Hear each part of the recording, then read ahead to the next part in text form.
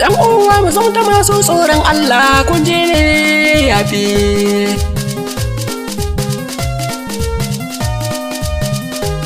Yan uwa mu zauta masu tsoron Allah kun je ne yafi.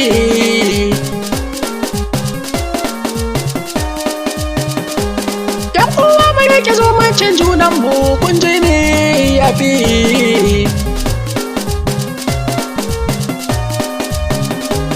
Mu kada bambancin addini kun je ne yafi.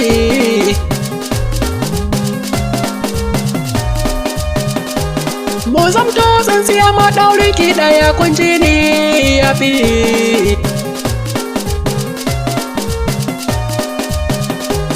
Kar mu zamto yan bangan siyasa yan uwa kun je ne yafi.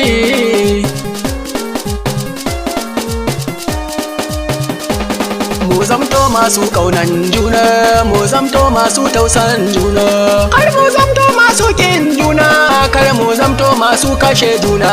Sakon sojan waka ne guna, kar mu zamto masu kyamar juna. Mu zamto masu taimakon juna, hakan yafi.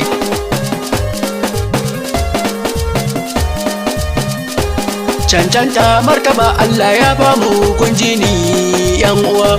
Masu mulki ko je tausan talakokin ku yan uwa. Kar mu manta mutuwa ko yau ko gobe ne yan uwa. Mu rike littafin Allah yan uwa, mu rike littafin Allah ya bi.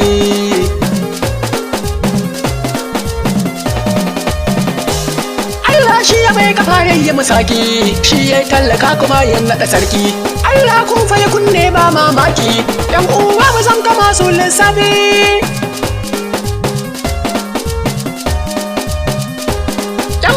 Allah ya bamu baiwa, kayan sawan mu muke dinkawa. Dabbobi zandar ko ba sa sawa, Allah lalle ko kayi mana baiwa. Yan uwa mu zamto lissafi.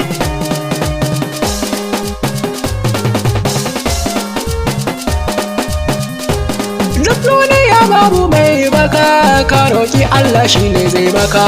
Allah in ya gada bayanaka, domin ya gwada imaninka. Kar mu ɗauke duniya da zafi.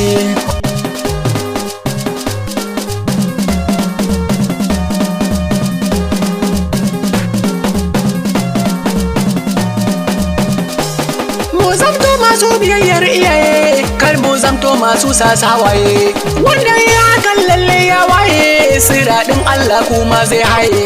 Dukkan shari Allah kuma zai kare, wannan ya zama babban to lissafi.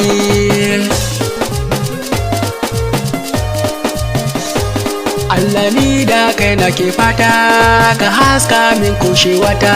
Ranar ɗaukar ina sassauta ta, Allah kai nake wa dukkan bauta. Yan uwa mu rike bauta yafi.